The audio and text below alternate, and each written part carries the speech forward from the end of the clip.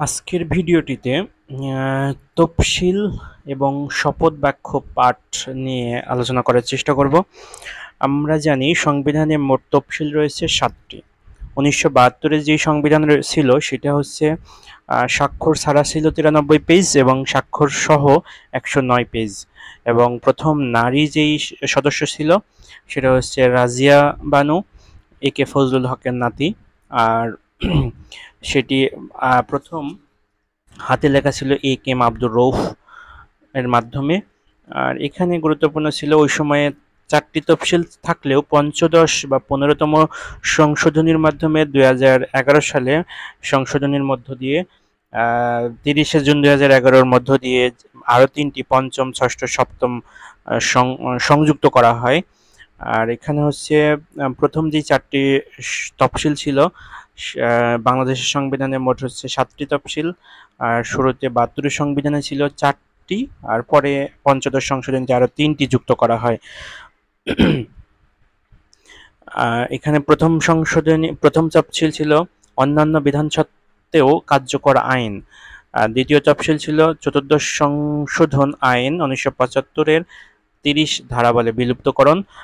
তৃতীয় তফসিল ছিল শপথ ও ঘোষণা ১৪৮ নং অনুচ্ছেদের।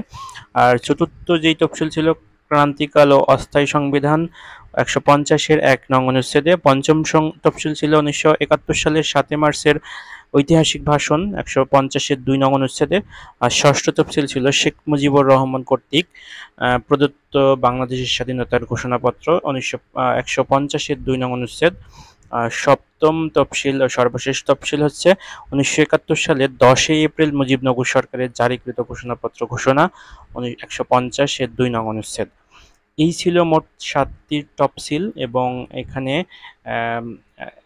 প্রথমে ৪টি থাকলেও পরে আরও ২টি তফসিল যুক্ত হয়।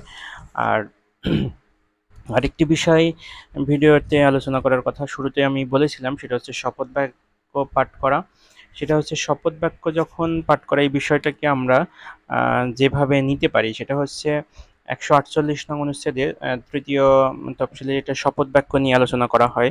কে কাকে শপথ পড়াবে সেটা হচ্ছে প্রধানমন্ত্রী ও অন্যান্য মন্ত্রীদের প্রধান বিচারপতিকে রাষ্ট্রপতি হচ্ছে শপথ বাক্য পাঠ করাবেন।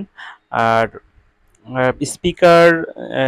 স্পিকার পাঠ করাবে রাষ্ট্রপতিকে, এবং সংসদ সদস্যদের মাননীয় স্পিকার হচ্ছে সংসদ সদস্যদেরও পড়াবেন। আর প্রধান বিচারপতি, সুপ্রিম কোর্টের অন্যান্য বিচারপতি, প্রধান নির্বাচন কমিশনার সহ প্রধান নির্বাচন কমিশনার, তারপরে সরকারি বিপিএসসির চেয়ারম্যান সহ অন্যান্য সদস্যদের প্রধান বিচারপতি সংসদে পাঠ করাবেন। এখন একটা বিষয় দেখি, সেটা হচ্ছে প্রধানমন্ত্রী ও অন্যান্য মন্ত্রীদের প্রধান বিচারপতি।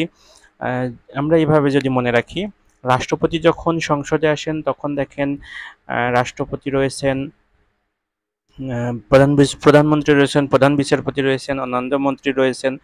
তো এই সমস্ত ব্যক্তিদের হচ্ছে ডেপুটি স্পিকার রয়েছেন, স্পিকার রয়েছেন, রাষ্ট্রপতি ওনাদের হচ্ছে শপথ বাক্য পাঠ করাবেন। আর রাষ্ট্রপতিকে শপথ বাক্য পাঠ করাবেন হচ্ছে স্পিকার, আর হচ্ছে সংসদ সদস্যদেরকেও স্পিকার শপথ বাক্য পাঠ করাবেন।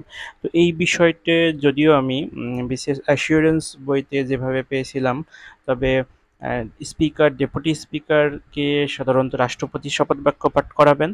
এখানে স্পিকার রাষ্ট্রপতিকে শপথ বাক্য পাঠ করালেও স্পিকারকে কে পাঠ করাবে সে কথাটি সরাসরি সেভাবে উল্লেখ নেই। তবে স্পিকার, ডেপুটি স্পিকার, প্রধান বিচারপতি এবং প্রধানমন্ত্রী ৪ জনকে রাষ্ট্রপতি শপথ বাক্য পাঠ করাবেন। আর রাষ্ট্রপতিকে শপথ বাক্য পাঠ করাবেন স্পিকার, সংসদের স্পিকার। আর সংসদের স্পিকার রাষ্ট্রপতির পাশাপাশি অন্যান্য সদস্যদেরকেও শপথ বাক্য পাঠ করাবেন। আর প্রধান বিচারপতি, অন্যান্য বিচারপতি সহ বিপিএসসির চেয়ারম্যানকে শপথ বাক্য পাঠ করাবেন। আর প্রধানমন্ত্রী সিটি কর্পোরেশনের মেয়র, তারপর উপজেলা চেয়ারম্যান, ভাইস চেয়ারম্যান, ইউনিয়ন পরিষদের চেয়ারম্যান, না, সেটা হচ্ছে প্রধানমন্ত্রী হচ্ছে সিটি কর্পোরেশনের মেয়রদেরকে শপথ বাক্য পাঠ করাবেন। আর জেলা প্রশাসক হচ্ছে ইউনিয়ন পরিষদের চেয়ারম্যানকে পাঠ করাবেন। আর বিভাগীয় কমিশনার উপজেলা চেয়ারম্যানদেরকে শপথ বাক্য পাঠ করাবেন।